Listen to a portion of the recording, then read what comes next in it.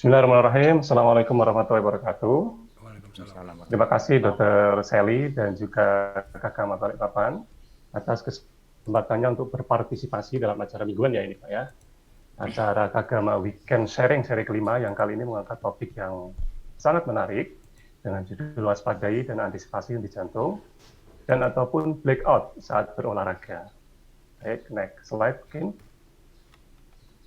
Ya, Bapak Ibu, kalau melihat gambar di sebelah kiri, tentu kita semua sepakat bahwa ini adalah contoh gaya hidup yang tidak benar ya, karena menjadi pangkal dari berbagai macam penyakit. Antara lain penyakit yang sangat kita takuti adalah serangan jantung ya. Dan pada saat era pandemi seperti ini pun, gaya hidup seperti ini tentu juga sangat tidak dibenarkan. Orang tetap dituntut untuk olahraga, untuk menjaga kebugaran tubuh kita sendiri, walaupun di era pandemi. Kalau kita lihat di gambar slide ini, di gambar paling bawah, kita lihat orang begitu bersemangat untuk olahraga di era pandemi dengan tetap menetapkan protokol kesehatan. Sebenarnya negara kita sudah sangat mendukung ya untuk orang-orang yang memang sangat ingin berolahraga di luar rumah atau di tempat umum, hanya tetap harus memperhatikan protokol kesehatan. Next slide mungkin Pak Diniar. Nah ini contohnya. Ini adalah satu protokol yang dibuat oleh pemerintah dengan mengadopsi satu penelitian di Belgia yang pada intinya adalah untuk memberikan satu kewajiban bagi masyarakat yang memang merasa harus untuk melakukan olahraga di tempat publik. Yang pertama dari segi jarak, kalau kita ingin melakukan olahraga yang sifatnya misalnya resistensi di gym atau hanya sekedar jalan kaki, maka jaraknya adalah kurang lebih 5 meter antara kita dengan orang lain. Kalau kita mau melakukan olahraga lari, maka jaraknya kurang lebih 10 meter. Sementara kalau untuk bersepeda, jaraknya minimal adalah 20 meter dengan tetap menggunakan masker dan juga aturan lainnya seperti rajin cuci tangan. Next slide. Mungkin. Baik Bapak Ibu, kalau kita perhatikan beberapa tahun yang lalu, dunia hiburan kita memang sempat dihebohkan ya, dengan meninggalnya beberapa artis pada saat olahraga, diantaranya oleh karena serangan jantung. Yang pertama ini kalau kita lihat, mungkin yang pertama tahun 95 kejadian seorang artis senior yang sangat terkenal yaitu Benyamin Sueb. Beliau pingsan pada saat melakukan olahraga sepak bola, akhirnya dibawa ke rumah sakit dan di rumah sakit bertahan beberapa hari, akhirnya meninggal dunia. Beliau dikatakan saat itu mengalami serangan jantung. Usia beliau saat itu masih 55 atau 56 tahun, yang termasuk sebenarnya masih kategori orang yang cukup produktif ya untuk mencari rezeki untuk keluarganya ya. Kemudian yang lain juga ada seorang artis pelawak yang tergabung di grup Sri Mulat ya, ada Pak Basuki. Sama juga dengan Pak Benyamin Sueb ini, beliau meninggal dunia pada saat melakukan olahraga sepak bola, sempat pingsan tapi tidak tertolong. Saat itu diketahui ternyata beliau mengalami serangan jantung. Dan di tahun 2011 kita pernah dihebohkan oleh seorang artis dan juga seorang anggota legislatif ya, namanya Pak Haji Pak Said ini, ketika bermain futsal tiba-tiba pingsan dan sempat ditolong dibawa ke rumah sakit, bertahan beberapa jam tapi akhirnya meninggal dunia. Ketiganya dikatakan mengalami serangan jantung. Kalau kita lihat dari segi usia, memang ketiganya umurnya lebih dari 40 tahun atau lebih dari 45 tahun, kecuali Pak Haji Mas Said ini yang umurnya masih 43 tahun saat itu. Sementara kalau di era pandemi ini, seiring dengan meningkatnya animo masyarakat untuk melakukan olahraga, kita juga mendengar beberapa kali dan membaca di laman berita ya, beberapa pegawai yang meninggal dunia. Kalau kita lihat nih, di beberapa tempat di Jogja, di Madiun, di Jombang, dan di Serang, kalau yang saya dapatkan di berita ini, memang di keterangan dari keluarga, beberapa itu sebenarnya sudah ada keluhan yang terkait dengan jantung, sering mengeluh nyeri dada atau dadanya saat beraktivitas, tapi tetap menahan diri kan orang itu kalau badan pegel artinya kurang olahraga ya. Akhirnya tapi harus diingat juga bahwa kalau yang pegel itu area dada, apalagi orang-orang yang memiliki faktor risiko lain, misalnya diabetes mellitus atau kencing manis atau darah tinggi atau kolesterol yang nggak teratur atau ada riwayat di dalam keluarga, maka kalau ada pegel-pegelnya itu di dada, kita patut lebih berhati-hati kalau ingin memulai satu olahraga, khususnya untuk orang-orang yang selama ini jarang berolahraga.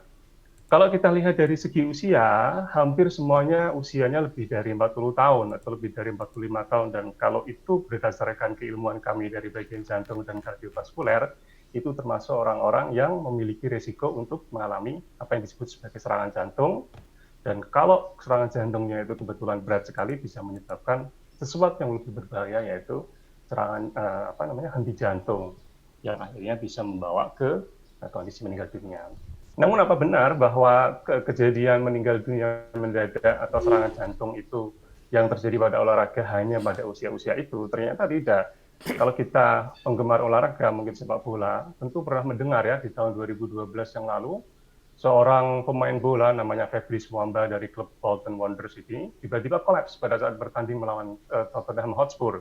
Dan dia ini termasuk sangat beruntung ya, karena kebetulan ada dokter dari kedua klub dan para medis, dan juga kalau nggak salah ada satu spesialis jantung yang kebetulan sedang menjadi penonton dalam pertandingan itu, ikut turun ke lapangan membantu untuk melakukan apa yang disebut sebagai resusitasi jantung paru. Singkat cerita, Fabrice Muamba ini akhirnya selamat setelah mendapatkan 15 kali kejutan listrik, dan saat itu diketahui bahwa Fabrice Muamba mengalami kolaps sendi jantung bukan oleh karena penyakit jantung koroner, tapi oleh karena kelainan jantung, yaitu namanya hipertrofik kardiomiopati atau penebalan otot jantung yang berlebihan. Next, barangkali. Tapi seberapa besar sih sebenarnya risiko seseorang untuk terjadinya henti jantung mendadak pada saat melakukan olahraga? Yang menarik, ada satu studi atau penelitian di Amerika yang dipublish tahun 2015 ini. Studi ini melibatkan sekitar 1.200-an pasien yang meninggal mendadak, baik pada saat melakukan olahraga maupun di luar melakukan olahraga. Dilakukan pada usia-usia 35 hingga 65 tahun. Yang menarik juga, di situ disebutkan bahwa ternyata proporsi orang yang meninggal mendadak pada saat olahraga itu sangat kecil. Artinya kita tetap tidak perlu terlalu khawatir ya tentang kejadian henti jantung mendadak pada saat olahraga, walaupun kita tetap harus waspada, terutama untuk orang-orang yang satu jarang berolahraga atau memiliki faktor risiko yang nanti akan saya jelaskan di belakang. Namun demikian, kalau kita melihat satu data dari satu penelitian yang dipublish tahun 2011 ini, memang dari situ untuk di general population kejadian henti jantung mendadak itu memang 78% atau hampir mayoritas tidak diketahui sebabnya. Namun yang menarik adalah ada sekitar 25% yang diketahui memiliki masalah jantung, dan 75% dari itu adalah oleh karena serangan jantung koroner. Sehingga kita memang perlu hati-hati ya, terutama untuk orang-orang yang nggak pernah olahraga atau orang-orang yang sekali lagi memiliki beberapa faktor risiko. Baik, next slide. Bapak Ibu mungkin pernah mendengar beberapa perdebatan di media mungkin ya, apakah orang ini henti jantung atau serangan jantung, apakah itu sama? Ternyata tidak sama ya, walaupun bisa berhubungan. Kalau henti jantung itu adalah kondisi di mana jantung tidak berfungsi, tiba-tiba berhenti berdetak. Kalau kita tahu ya di gambar di bawah ini, bahwa jantung itu memiliki sistem listrik yang teratur, ada yang bertindak sebagai generator, ada yang bertindak sebagai kabel, untuk supaya jantung bisa menjalankan fungsi utamanya sebagai pompa, untuk memompa darah ke seluruh tubuh, terutama ke otak, ke paru. Sehingga kalau misalnya terjadi kekacauan listrik, itu orang pasokan darahnya ke otak bisa berkurang, sehingga orang bisa tidak sadar dan tidak bernapas. Atau kita kadang-kadang melihat orangnya seolah-olah masih bernapas, megap-megap, tapi sebenarnya itu sudah tidak ada napas lagi. Orang seperti ini, kalau tidak segera dilakukan pertolongan, tentu akan bisa berakibat pada kematian. Sementara kalau serangan jantung adalah suatu keadaan di mana terjadi sumbatan aliran darah yang menuju jantung. Kita mungkin lebih familiar justru dengan kata-kata pembuluh penyakit jantung koroner ya. Jantung koroner ini kalau terjadi sumbatan, maka ada beberapa otot jantung yang akan mengalami kerusakan dan bahkan kematian jika tidak segera ditangani secara cepat dan tepat. Dan serangan jantung ini memang bisa berhubungan, bisa menjadikan henti jantung, karena otot jantung yang rusak tadi itu bisa memunculkan listrik tersendiri yang menyebabkan listrik jantung itu mengalami kekacauan dan akhirnya bisa menyebabkan terjadinya henti jantung. Ya. Jadi henti jantung itu penyebabnya banyak, bisa seperti seorang pemain bola tadi, dan serangan jantung adalah hanya salah satu dari penyebab henti jantung. Next, Pak slide. Terus bagaimana supaya kita tetap bisa berolahraga untuk menjaga kesehatan kita, tapi merasa aman? Ada dua hal yang perlu kita sama-sama perhatikan, bahwa kita harus mengenali faktor risiko kita sendiri, masing-masing individu, dan yang kedua adalah mesti mengatur dosis latihan fisik. Jadi kalau dosis itu nggak hanya miliknya obat yang kita konsumsi, kita berikan ke pasien, tapi latihan fisik juga ada dosisnya. Nah, ini ada beberapa orang yang dikatakan memiliki risiko tinggi atau masuk kategori risiko tinggi untuk terjadinya henti jantung mendadak. Di antaranya satu, pingsan, memiliki riwayat pingsan tanpa penyebab yang jelas, terutama saat aktivitas. Orang-orang ini biasanya kadang-kadang memiliki, contohnya ya, memiliki irama jantung yang terlalu lambat, yang nggak teratur, atau memiliki listrik sendiri, yang berpotensi menjadi ganas dan menyebabkan henti jantung pada saat aktivitas. Atau mungkin pompa jantungnya jelek, sehingga ketika kita aktivitas agak berat, tidak mampu memenuhi kebutuhan oksigen atau makanan ke seluruh tubuh. Itu orang-orang ini memiliki risiko tinggi ya. Kemudian ada orang yang memiliki riwayat nyeri dada atau rasa tidak nyaman di dada yang berkaitan dengan aktivitas. Ini sering pada orang-orang yang memiliki gangguan di pembuluh darah koroner, seperti yang terjadi pada beberapa goeser tadi. Kalau keterangan dari media sebenarnya sudah mengalami atau mengeluhkan adanya nyeri dada pada saat beraktivitas ringan di rumah. Kemudian adanya kelelahan atau berdebar berlebihan saat olahraga, dan pada saat pemeriksaan fisik dilakukan oleh dokter itu ada bising jantung. Ini misalnya pada orang-orang dengan gangguan katup jantung, katupnya bumpet, nggak lancar, sehingga pada saat kita kerja berat, otomatis harusnya jantung mensuplai darah ke seluruh tubuh, terutama ke otak, dia terganggu. Nah, orang-orang seperti ini perlu perhatian ya. Kemudian yang terakhir adalah adanya riwayat kematian mendadak di keluarga, umurnya kurang dari 50 tahun. Beberapa kelainan genetik jantung, terutama beberapa kelainan irama jantung, ini juga bisa diturunkan ya. Ini sangat berbahaya dan perlu dilakukan screening ya, orang-orang yang ada riwayat kematian mendadak di keluarga. Next, Pak Niat. Ada juga kategori risiko untuk terjadinya serangan jantung atau henti jantung pada saat melakukan olahraga itu. Ada juga yang bagi menjadi sangat tinggi, sedang, dan rendah ya. Yang sangat tinggi dan yang tinggi ini yang perlu mendapatkan perhatian khusus ya.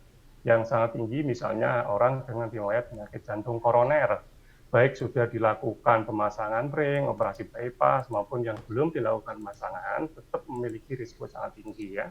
Terus kemudian orang yang pernah stroke ya, orang dengan riwayat diabetes mellitus atau kencing manis dengan komplikasi, misalnya gangguan penglihatan, gangguan ginjal, atau dengan tambahan faktor yang lain seperti merokok, darah tinggi, atau profil kolesterolnya yang nggak karu-karuan, misalnya kolesterolnya sangat tinggi. Kemudian ada orang yang dengan gagal ginjal berat, orang dengan hiperkolesterolemi familial namanya ya, jadi orang muda, badannya juga nggak gemuk, tapi kolesterolnya selalu tinggi. Ini ada yang namanya keturunan ya. Terus yang masuk kategori tinggi, sama juga kolesterolnya yang tinggi, terus diabetes mellitus tapi tanpa komplikasi, gagal ginjal maupun sedang. Pada prinsipnya, orang-orang yang risiko sangat tinggi pun sebenarnya masih bisa melakukan aktivitas olahraga hingga intensitas sedang ya, tapi tetap perlu dilakukan evaluasi terlebih dahulu ketika dia akan memulai olahraga, terutama orang-orang yang selama ini hidupnya mengalami sedentary atau kurang gerak ya. Sementara kalau yang risiko sedang dan rendah, umumnya tidak masalah kalau kita ingin melakukan olahraga bahkan sampai level high atau intensitasnya yang lebih dari sedang. Ya. Nah, next, Pak. Nah, ini beberapa hal yang bisa kita lakukan untuk melakukan deteksi dini. Umumnya dilakukan kalau usianya memang di atas 30 tahun. Ada yang bilang kalau usianya di atas 35 tahun, ada yang bilang usianya di atas 50 tahun. Pada intinya kalau usia sudah mulai 30 tahun ke atas, apalagi ada riwayat keluarga yang meninggal mendadak, maka kita perlu waspada. Terutama kalau kita ingin memulai olahraga, ya itu perlu dilakukan waspada. Kan kalau di sepak bola contohnya ya, kalau pemain sudah umurnya 30 itu kan sudah masuk kategori diprediksi kemampuan fisiknya sudah mengalami menurun. Sama juga sebenarnya dengan kita umum orang yang bukan atlet. Caranya adalah bisa dilakukan rekam jantung atau yang disebut sebagai elektrokardiogram. Kita bisa tahu apakah ada gangguan irama jantung, misalnya jantungnya terlalu lambat, tidak teratur, atau ada irama tambahan listrik jantung yang berpotensi menjadi henti jantung di kemudian hari, atau bisa juga di situ menunjukkan adanya kemungkinan gangguan di pembuluh koroner jantungnya. Yang kemudian yang lain juga bisa dilakukan USG jantung ya, atau ekokardiografi. Ini sama dengan USG yang dilakukan Dr. Aspian sebenarnya. Kalau yang digunakan Dr. Aspian itu kan untuk memeriksa bagian perut ya, bahwa kalau yang digunakan oleh dokter jantung biasanya untuk memeriksa dari pembuluh darah di leher hingga sela-sela jari kaki. Ya. Di situ kita bisa lihat apakah kemampuan pompa jantungnya masih bagus, apakah katup-katup jantungnya masih baik, apakah di situ ada penebalan berlebihan pada jantungnya, kita bisa menilai dengan namanya ekokardiografi. Kemudian pemeriksaan yang lain kita juga bisa melakukan treadmill test ya. Treadmill test mungkin sudah sangat familiar ya di kita. Cuman treadmill test yang digunakan oleh dokter jantung biasanya yang memiliki feature untuk memberikan beban dengan dalam bentuk peningkatan heart rate ya. Misalnya dia akan diberikan ketinggian dari landasannya itu kita naikkan secara berkala 0,1% atau kecepatannya kita naikkan berkala misalnya per 3 menit. Yang tujuannya adalah untuk memberikan beban pada jantung untuk menilai apakah apakah ada arah ke gangguan pembuluh darah koroner. Yang kedua, apakah ada gangguan irama jantung ya yang berpotensi untuk terjadi henti jantung kalau kita melakukan olahraga. Selain itu, treadmill ini juga bisa digunakan ya sebenarnya untuk menilai kebugaran seseorang atau bahkan bisa digunakan untuk mengatur dosis latihan, terutama untuk kita-kita yang akan mulai latihan. Dan jika diperlukan, kita juga bisa melakukan pemeriksaan yang lebih advance lagi, yaitu misalnya CT scan jantung atau MRI jantung bila diperlukan ya.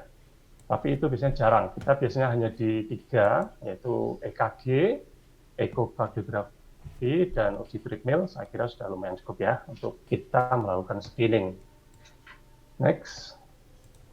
Dan kemudian yang kedua yang perlu kita waspadai selain kita harus mengetahui faktor risiko kita adalah bagaimana kita mengelola latihan fisik kita secara baik. Di dunia olahraga tentu sudah cukup familiar ya dengan istilah fit. Fit ini kepanjangan dari satu frekuensi, yang artinya seberapa sering kita melakukan olahraga dalam seminggu.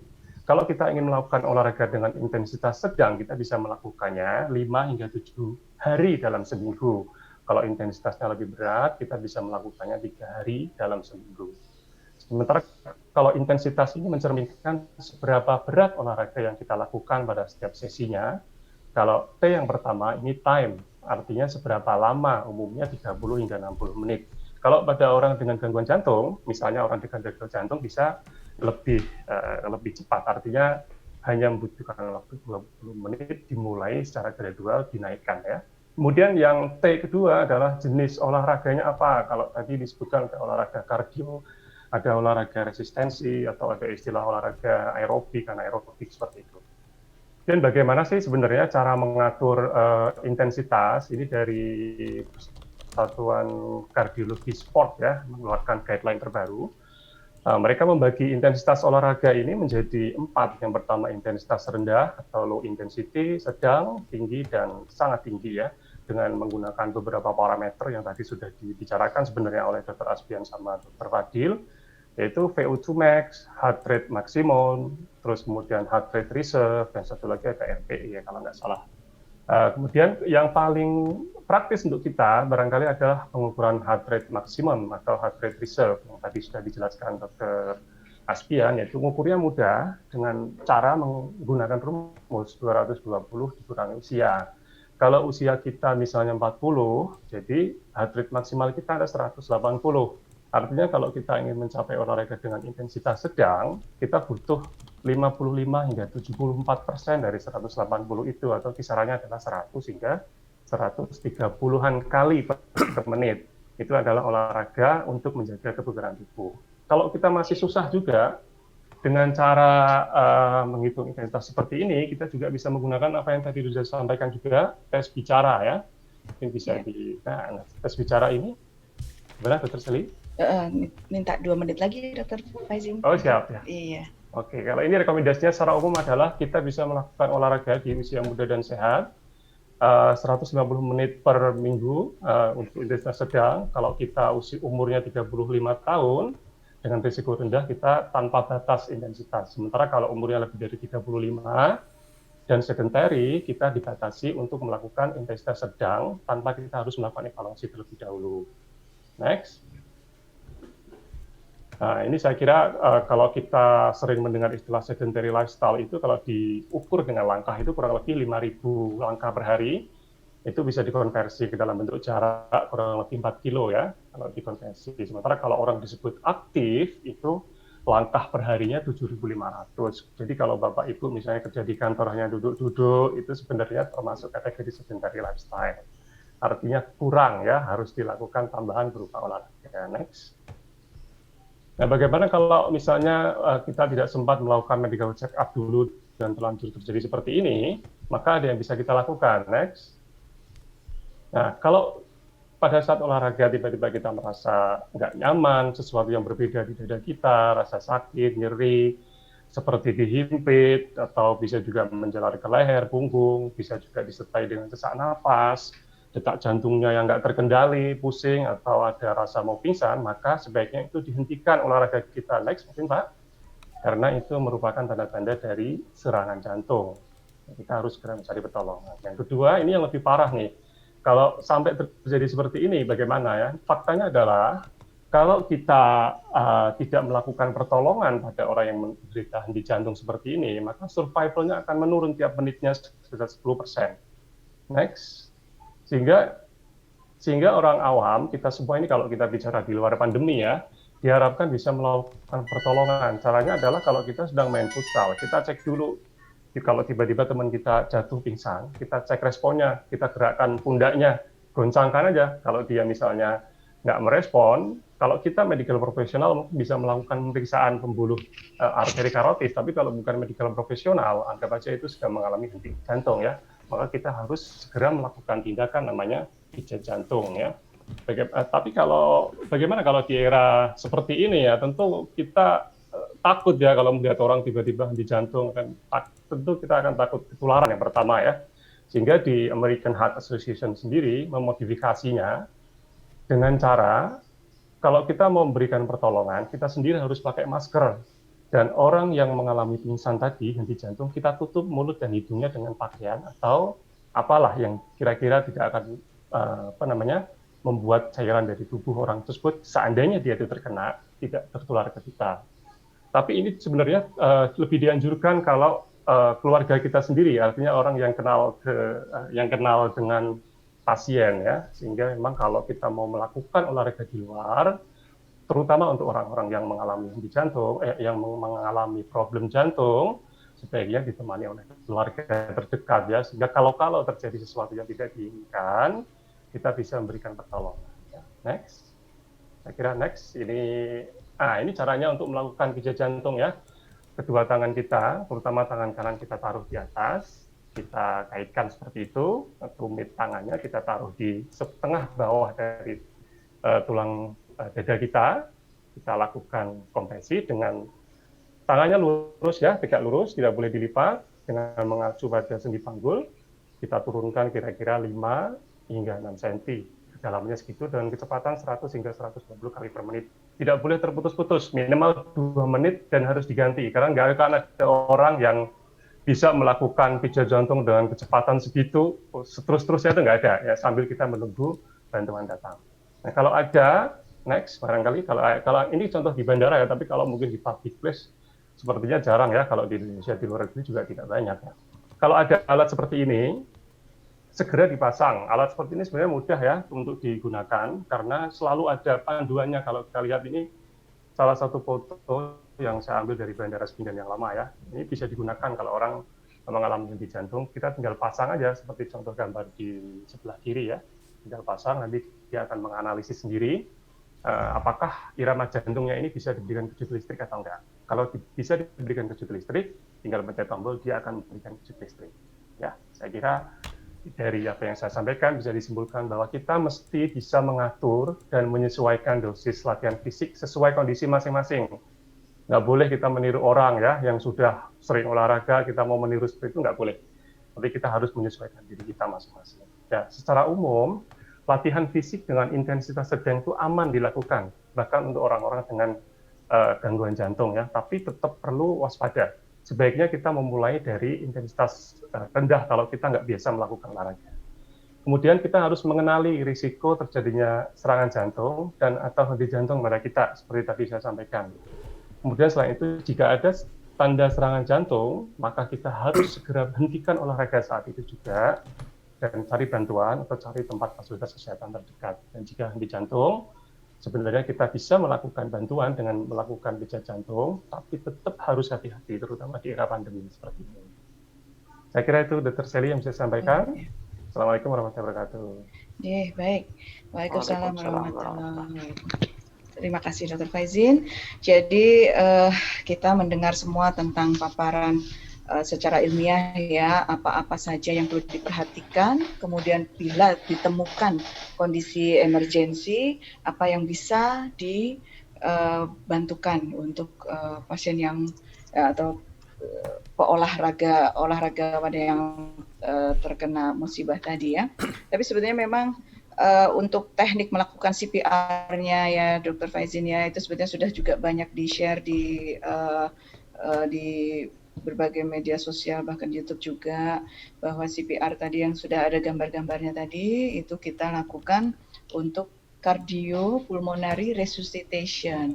Yang pertama kita harus pastikan yang kita bantu adalah pulmonary dan kardionya. Begitu ya, Dr. Faizin.